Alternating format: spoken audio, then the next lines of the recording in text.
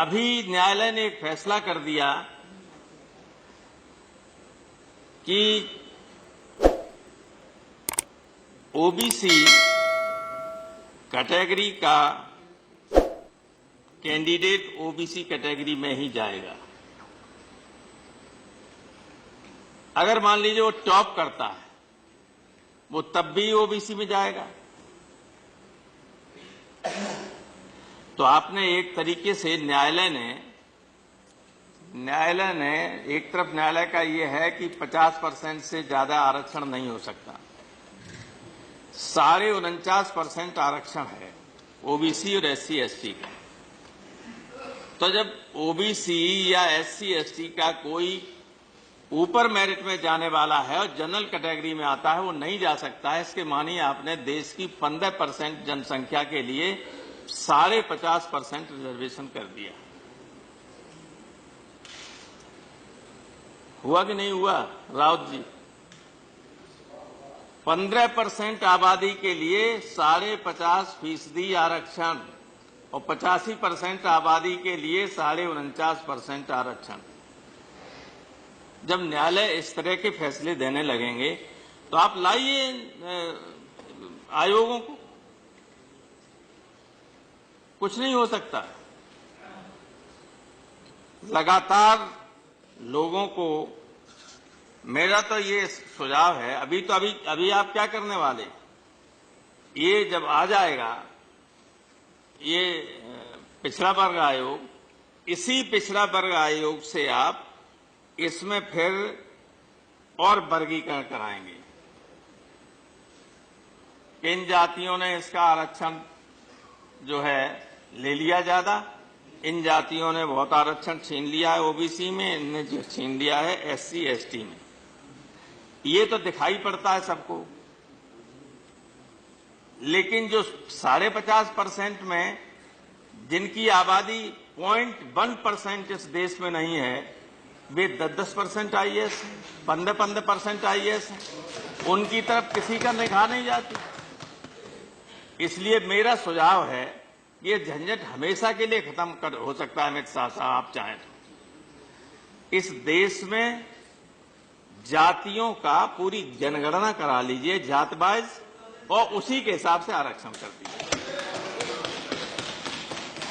उसी के हिसाब से कोई ओबीसी नहीं, कोई एससी एसटी नहीं, कोई प्रकास्ट नहीं, कोई जनरल नहीं, आप केवल जाति के आधार पर आरक्षण सारे देश में करा दीजिए। हम और पूरा बैकवर्ड और सारे लोग बहुत प्रसन्न होंगे कि आपने बहुत अच्छा काम किया। वरना ये जो अब ये साजिश आगे चलेगी, इस बिरादरी इस ओबीसी से इसको हटा दिया जाए, उसको हटा दीजिए, आप हटा दीजिए। पिछली बार एक बहुत बड़े संवैधानिक पद पर बैठे हुए व्यक्ति ने उत्तर प्रदेश के बारे में ये कह दिया था कि कम्युनिटी के लोग जो हैं इंपॉर्टेंट पदों पर हैं, और बाकायदा नाम लेके कहा था कि किस जाति के हैं। मुझे मजबूरन एक प्रेस कॉन्फ्रेंस करके सारे आंकड़े देने पड़े और बताना पड़ा कि पूरे उत्तर प्रदेश में सिर्फ एक आईजी यादव था, 8 कलेक्टर यादव थे और 9 या 10 एसपी थे। इससे बड़े अधिकारी, आईजी से ऊपर एडीजी डीजी कोई था ही नहीं। एक एडीजी थे, बाद में डीजी हुए बस।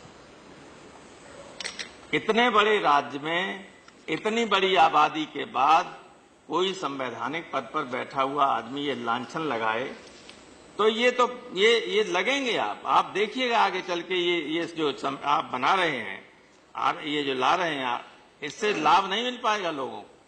ये इतना तो मिल पाएगा कि जाति हो रही है, वहां डीओपीटी वाले कर रहे हैं तो कोई अपना कंप्लेंट कर दे तो उनको बुला लेगी, ये तो होने लगेगा। लेकिन जो असली जड़ है, जहां से सारी गड़बड़ियां शुरू होती हैं, आपकी इच्छा के खिलाफ भी फैसले कर देते हैं, उस जड़ में ये मंत्री जी बैठे हुए हैं।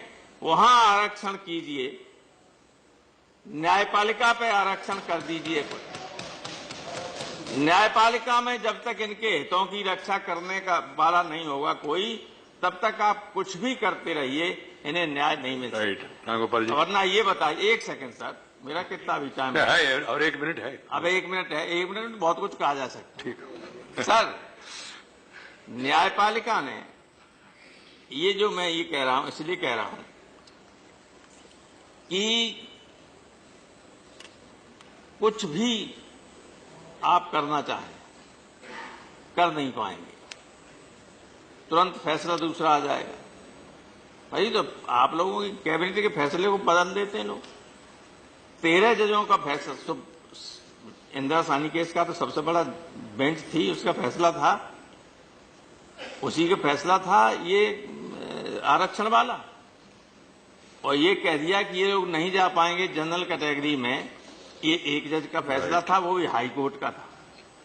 हाई कोर्ट का एक जज सुप्रीम कोर्ट के 13 जजों की बेंच के खिलाफ फैसला दे सकता है और वो लागू हो जाता है।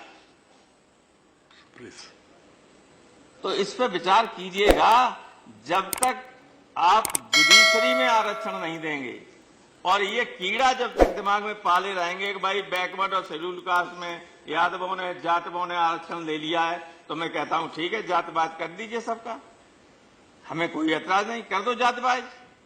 तो आधा %, 1%, 3%, 2%, 0.1% भी नहीं आएगा नंबर, जो अभी सब कुर्सियों पे बैठे हुए सब। राइट रामगोपाल जी, इसलिए मैं कहता हूं कि ये जो बनाते रहे हैं, आगे अगर इस तरह की कोशिश होगी कि इसका भी विभाजन किया जाए, तो फिर आंदोलन इस बात का होगा कि इस देश में जाति के आधार पर, जनसंख्या के आधार पर आरक्षण हो। Thank you.